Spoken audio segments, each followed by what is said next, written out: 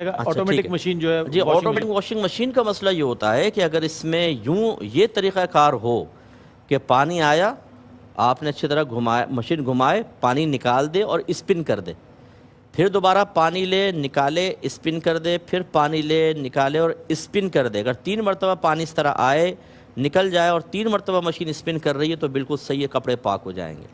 یا پھر ایسا ہو کہ پانی آیا گھمایا اور پھر مسلسل پانی آتا رہا، ایک طرف سے آ رہا ہے دوسری طرف سے نکلتا جا رہا ہے، حتیٰ کہ یہ یقین ہو جائے کہ کپڑوں کے درمیان جتنا بھی پانی تھا وہ سب بہہ گیا،